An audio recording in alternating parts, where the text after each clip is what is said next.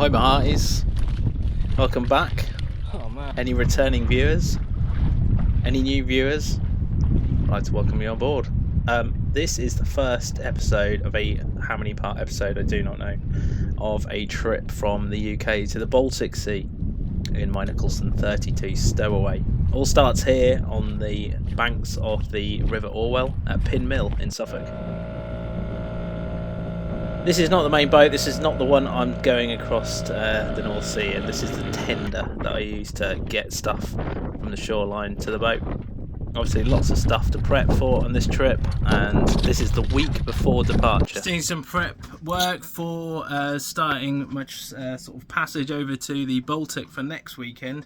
I've got a few bits and pieces on board. Just got some shopping there, and I've got this ladder, which this extendable ladder, which I brought out for access to the shoreline from the bow. It might look a bit weird, but yeah, I'm not. So the cost of some of these stainless ladders is horrendous. Last weekend, my my spinnaker rail for my fixings for my pole just detached from the mast, so I've got to sort that out. The whole thing went with a big bang, and thankfully didn't go through any sails, which was good. You've got some diesel to fill up in the tanks. I've got this plough anchor for mooring onto rock faces and stuff like that, and that'll just go out on the stern as I'm mooring up to the rocks, and then I can moor sort of head on into them, if you like. That's how they do it in the Baltic in some places. This little plug thing here, I've got this little plug to fit. I've replaced this thing here because, well, the actual connectors are like these blade type, and I went to go and find out how much they are, just the socket or the plug to go into the socket, and they want like 50 quid for a plug, which is mad. So I got this for like 11 quid, and I've just got to fit that. So yeah, a little bit of work there to do. Bull inner forestay being fitted next week. Just got a few bits and pieces for that. That's the deck fitting for the detachable inner stay, and then this pretty swanky piece of stainless. So this is like the tensioner. I'll just get this out. So yeah, that will all be fitted before I head off. Just in the event of, obviously I'm doing a North Sea crossing, so I kind of want to have something just in the event of. I've got my Storm foresail on board. I haven't got the trysail on board. Haven't bothered with that.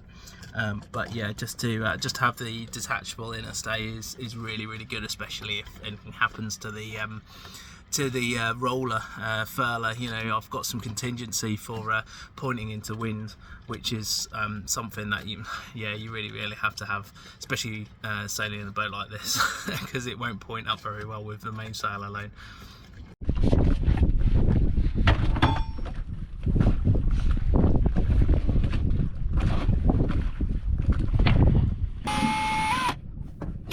What I thought was going to be an easy job was obviously not going to be easy, because it's a boat and nothing's easy on a boat. So the removed fitting was, the bulkhead cutout was quite a bit smaller than the new electric plug socket. So yeah, needed to cut that out, which wouldn't be an issue normally, but I didn't have any power tools on board, and I just had a hacksaw blade. So I did it by hand, which took a little while, but we got there in the end. This is where the rail was. The whole thing just went. The upper section I might need a ladder for, but yeah, just using drill and just drilling out some of the holes. I just work up each one at a time. They're pretty bad, some of them. Well, we're getting there with it. Just one at a time, and they're all nicely aligned. I just had to take the bolt out of the top to slide it into the existing bits using some Duralac down there to stop any corrosion from reoccurring on these. And I think that's going to be, I don't know how many more I've got there? 10. I don't think I've got enough in there, but I'll start at the top, I think. Okay, so that's the first of the jobs done. I've also got the rail back on the front of the mast, which is good. That went on quite well actually, and that's just all riveted back on again. It's fine. There's about 1 million rivets in that now, so that's not going to go anywhere.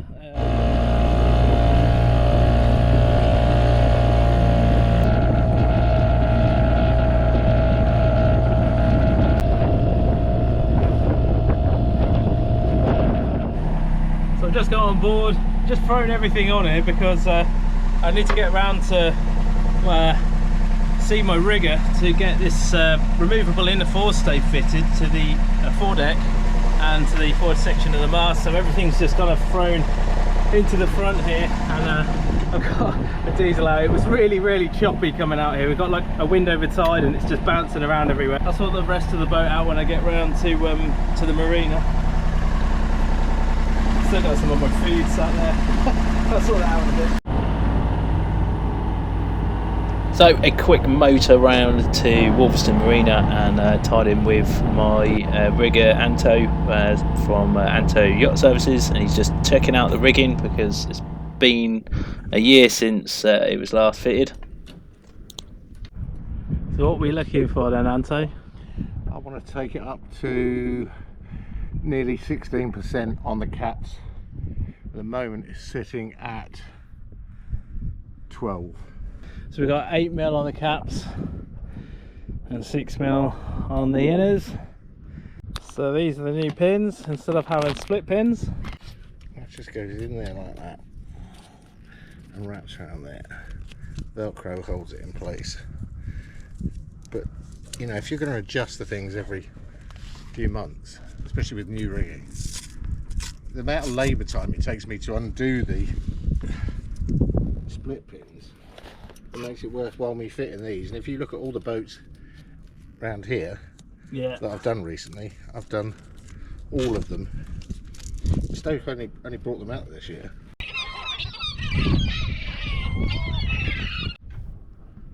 So we needed to fit, or even Anto needed to fit, a bracket at the top of the mast for the inner stay attachment. We are fitting the Kinlevin mast ladder, I think this is. It just slides into the Tides Marine mainsail rail. We did have to take out the mainsail from the rail to fit this, but it worked really well. We just hoisted it using one of the main halyards.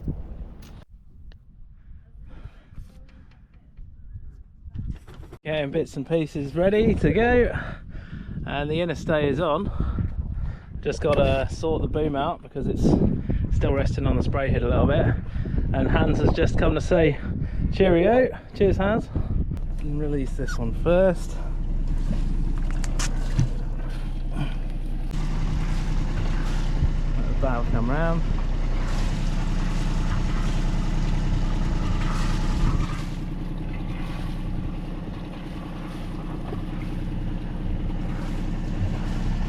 G'day. See you later. Enjoy. I will.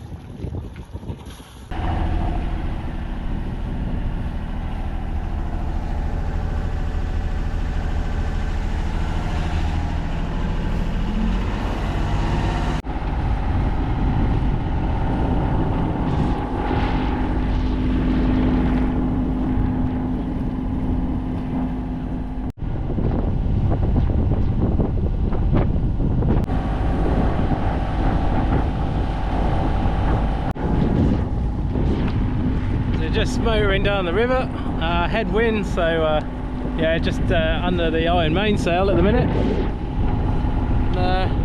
What a beautiful day.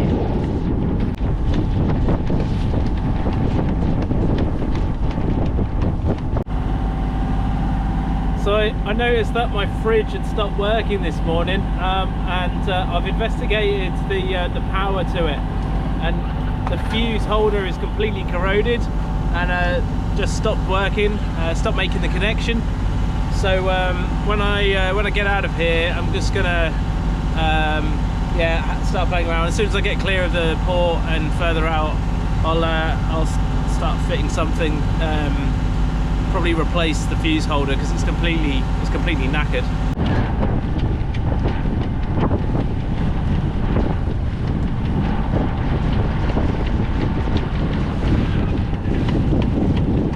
Just coming out of the river, we've got 152 nautical miles to Den Helder. The wind is looking quite light, to be honest. So my plan is to basically motor along the coast until I can get as far north as possible, and then head out eastbound to try and sail across. I think if I can't quite make it, I might just call into Lowestoft to begin with. But yeah, we'll just have to see our progress today and see what happens with the wind direction during the sort of early hours of the evening.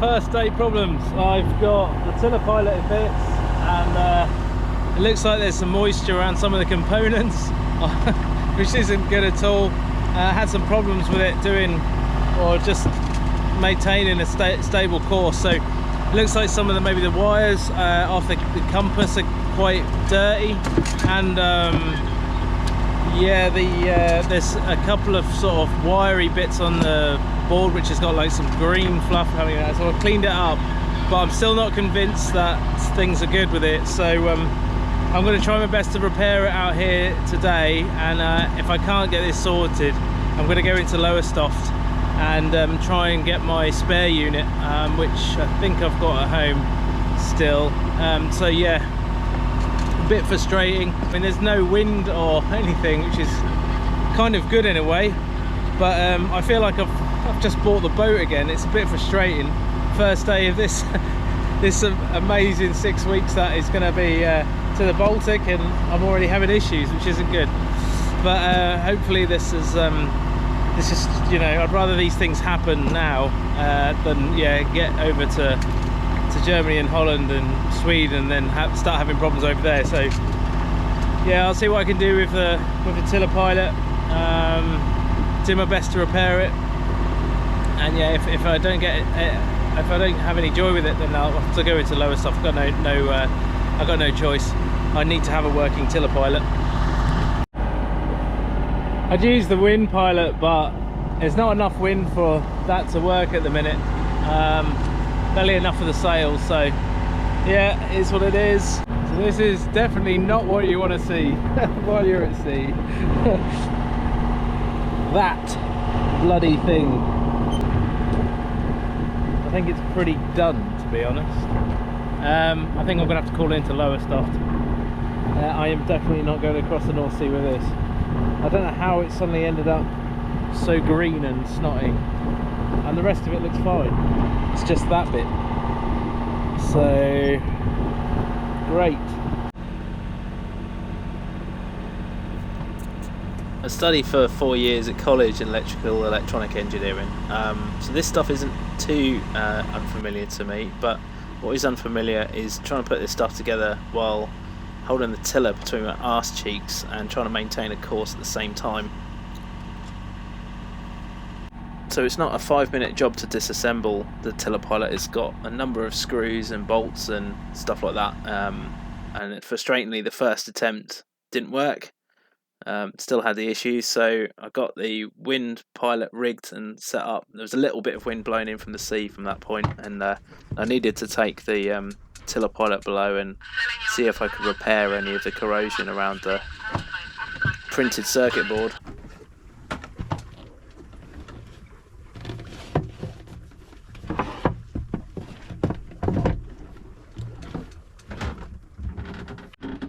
I've got the wind pilot out and gonna solder up some of the dodgy connections on this tiller pilot with the soldering iron.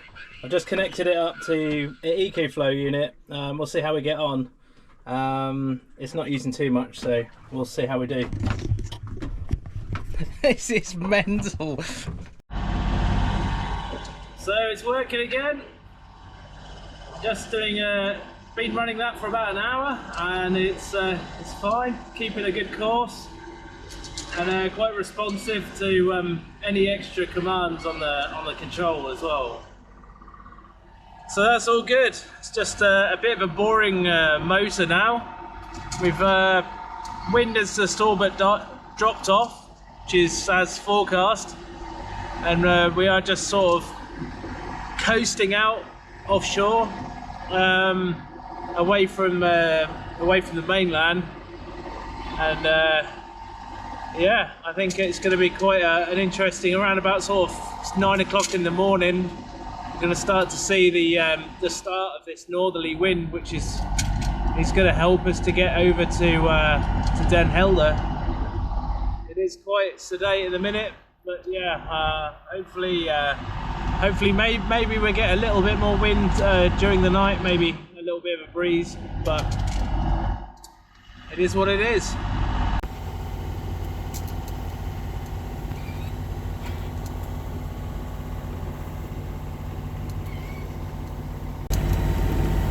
Just strange movement in the water, so strange.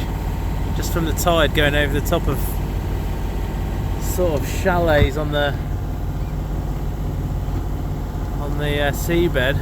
I just set up my Starlink. I'm not just texting a few people, but it's working really well. I've got excellent connectivity, and I'm about 8 miles offshore at the minute, where I wouldn't normally have any mobile phone signal at all.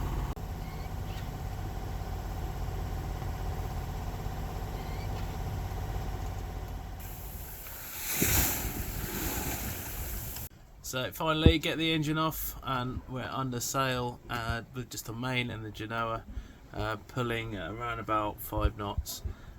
The tide has just changed, so we are now with that, which is really good. It was great to get that engine off finally. It's a lovely night sail, really nice. Just yeah, you can see everything pretty much, like waves, small little waves, the outline of the ships on the horizon. The moon is so full and bright that you can see all the, well, it's like a very good, well, it's almost like a sun really. So it's a lovely night sail, if you could call it a night sail. I've just been getting a couple of snoozes, which is quite nice. It wasn't easy with the engine running earlier on, to be honest, so I haven't really slept much, but I have just been snoozing in sort of 20 minute naps. Had my earplugs in for a little while, but one of them's gone missing. I've got to try and find whereabouts it is, wherever that's gone. Kind of an important, essential item, earplugs, for when you're in marinas and stuff, so hopefully I've got some more squirreled away somewhere. I'll have to find out where that's gone. Oh, I think I've seen it, it's just down there. The passage is going okay so far. My only concern is just the entrance for Den Helder, so I'm trying to make that or reach the port on a slack tide. At the minute it looks like we'll be about 2 or 3 hours late, so we'll be, even though we'll have most of the tide up into the river, there's a point where it'll turn round. It runs out of there at about 3 knots, so I'm not sure I want to be trying to make the port entrance when yeah, it's running out at 3 knots. But we'll have to just play this by ear. We've got 100 miles to run now, and if we do a decent ground speed, I'm hoping we'll be able to do that inside of 24 hours. But we'll just have to play it by ear. There are other alternatives along the coast. IJmuiden just further south. or I could just hold off the coast a little bit and for a few hours until, you know, the tide is in a better state, if you like.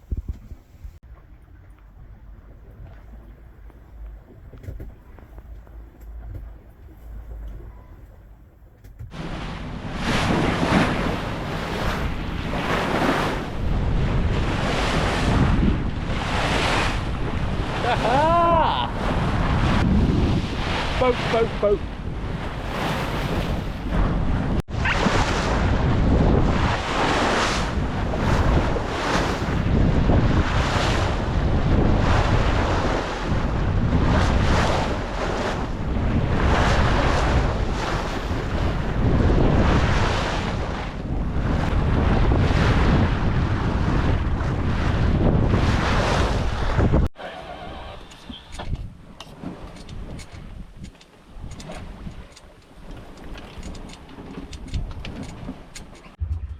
One thing I think I am definitely going to do during this winter is to put or install a sea pump for my sink, so I can wash stuff up with the seawater instead of the fresh water, because I seem to get through quite a lot of that.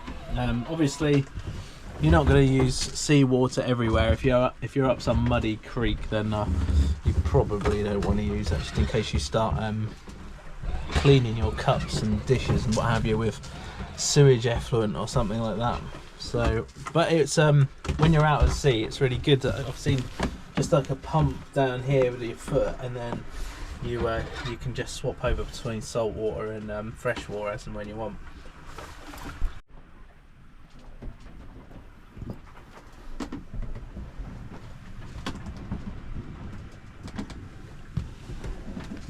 So I've just been sleeping on the leeward side.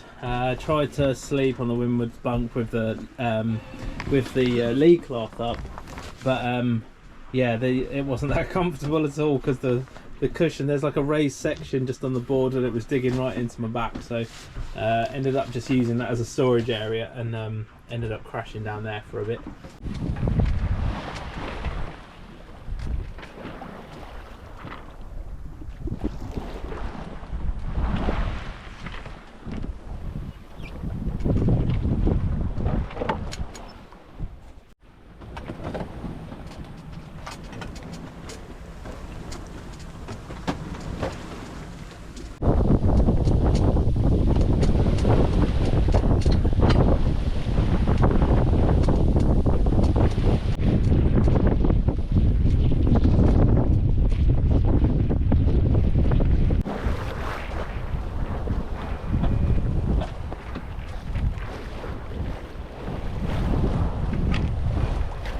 This shipping anchorage on the approach to IJmuiden. Got approximately 18 nautical miles left to go. I want to kind of keep a bit of distance from them, really, because they look like they've got maybe gas or maybe some gas venting. There's some big boilers on them, so yeah, I don't want to get too close. And I can just see, I've just seen the chimneys on the horizon, so there we go, we've got across. That's awesome.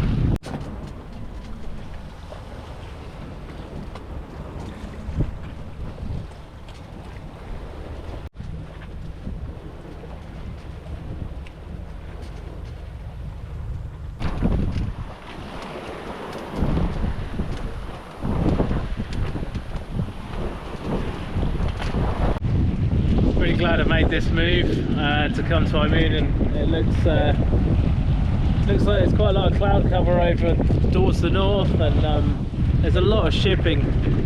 It'll be a bit of a gauntlet to run through there, and trying to get into Den Helder at the same time with this weather as it is. With the northerlies would have been quite difficult. I just tried my Starlink out, but it didn't work, even when it was like fully sort of exposure of the sky. I think it's because of the rolling, I'm not sure. About 3 miles from IJmuiden now, and yeah, that is still 3 miles away. I've seen the smoke of those chimneys for like the last Must be like 4 or 5 hours or something.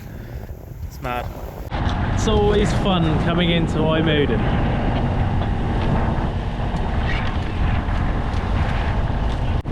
So we're getting pretty close now. I've just taken it in, or furled in most of the Genoa. Still a bit left there. Didn't realise that. My bad.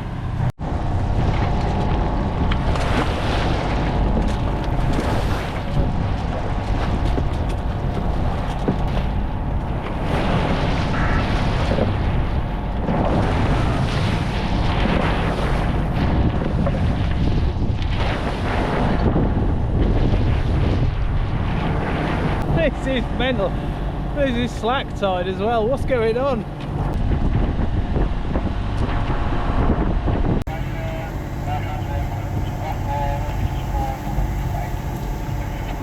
I'm in port control. There's a sailing vessel stowaway, requesting clearance to enter inbound for the SUFFOLK marina. Over. I think what I'll do, I'll turn around in here and I'll take the sails down, just make sure it calms down a bit, because it's still quite a lot of swell. I might go a bit further in. Well, here's Seaport Marina. Wind is out both sides because I don't actually know where I'm going. A very useless GoPro, and yeah, we just got to find a place to pad. I think these guys are coming alongside the fuel berth. Right, time to moor up.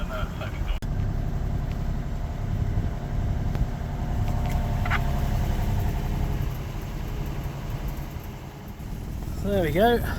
It's moored up, not such a massive disaster. Definitely helped to have the midship line there ready to go, and I can stop the boat and spring her up almost immediately and then sort everything else out afterwards, which is good. I'm just going to shut this engine off and that's it.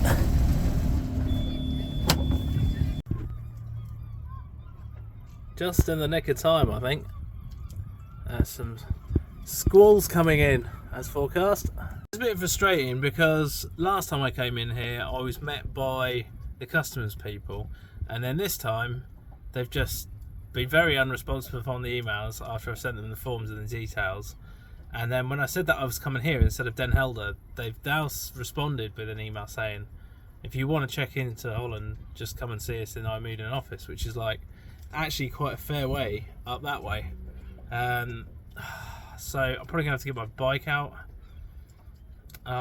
It's just a bit frustrating. I don't even know if I'd need to do it today, but whatever. It's going to be a lot easier when this electronic system comes in, that's definite. I think I'm going to have to get the bike out and go over there. That's frustrating. So this has been a fiasco. Super mega frustrating. Bike's into IJmuiden, which is a good half an hour away. Bike ride. And realised that my rear tyre was a little bit flat, so went to the Shell garage, and the pressure pump failed and let all the rest of the remaining air out of the back of it, and they couldn't help me out with a bike pump. And the BP garage literally opposite, that one was broken too, so I'm now walking back in the dark. It's just, you can't make it up. It is insane. So customs can ram my passport up the backside for tonight, because this is far more important, and I am completely knackered. But yeah, I'm nearly back at the marina now, and I'm just gonna go to sleep because I've had enough now. On the bright side, it's a lovely evening. It's not raining, and I've got this with crickets as well. It's almost like being in Greece or Spain or something. Just back from the shops and managed to get my tyre inflated again. I found a pump on board, which was handy. So yeah, went and checked my passport in with customs. Pretty straightforward, just at the DFDS ferry on the front there. But it is like about a 20-minute bike ride around there. So yeah, I just went and stopped by the shop as well, just to get a few bits and pieces. Probably not going to stop there on the way up, but there's an island called Texel, which is just north of Den Helder. It's the first island of the Frisian group. I found this beer in the shop, so I thought I'd buy a couple, and maybe I'll stop there on the way back, but apparently it's an awesome place to visit. So I am just fitting some lines to my bow fender. Obviously I'm going to need this for some of the moorings in the Baltic. I could have done with it here, to be honest, because I very nearly came into contact with the pontoon as I came in. So hopefully this will prevent any major damage to the bow and stop the chips from forming, which no doubt will happen. So yeah, these lines are going to have another line connected to that, and because of the angle of my bow being choose like 30 degrees, I think it is, to the water, I need something to hold it up and straight in position, and that should do that. So I'm just going to connect another line to the other side of the fender, and one will be port side and the other one will be starboard.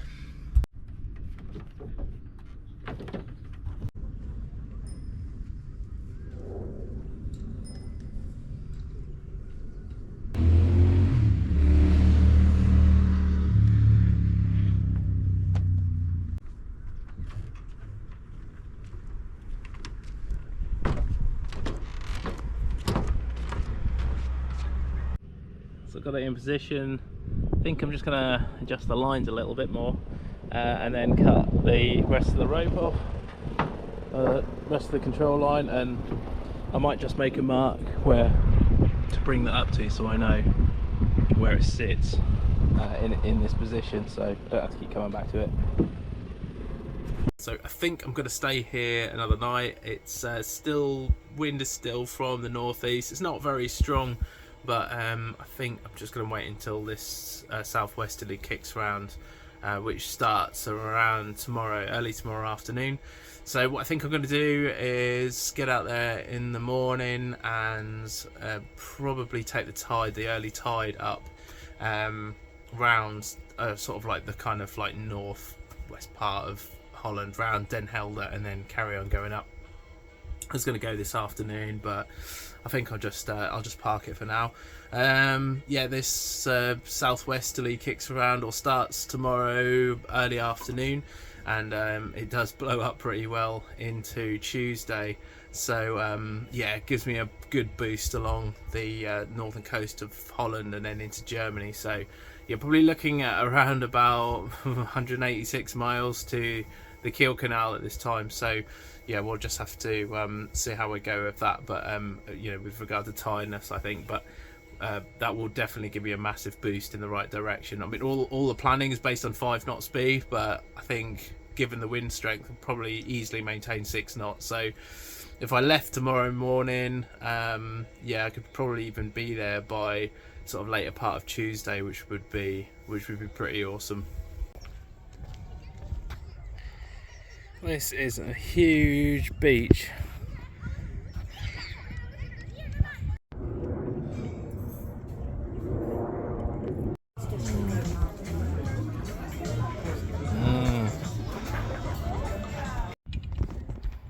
So during the 1930s, 1940s, Holland was under German occupation, and they had built these massive bunkers which had dotted sort of along a fairly lengthy stretch of the coastline. There was a big U-boat base here at IJmuiden, so the fortifications were pretty substantial. There were some massive artillery guns here, with 17-centimetre cannons. Despite repeated attacks from Allied aircraft dropping some pretty significant ordnance on them, they remain intact. The roofs are 3 metre thick concrete with walls 2.5 metres thick. Even after 80 years, these things are still standing, although parts of it, I think, probably not that safe. Some of the bunkers have been walled up with bricks just to stop people from going in them. I guess there's I did have a quick look in through one of them, and there were sections of the steel structure kind of collapsing. So yeah, if you do go and visit IJmuiden, just be careful what you're doing around these bunkers, because they are slowly starting to disintegrate. But yeah, very interesting walking along this stretch anyway. I stayed for just a couple of nights in IJmuiden, just getting ready for the next trip to Helgoland in Germany. It's quite a long passage, this one. I am currently in Helgoland, just editing this video. If you like the content of the first episode to the Baltic, give us a thumbs up and subscribe for any future content coming up soon. Cheers, thanks for watching.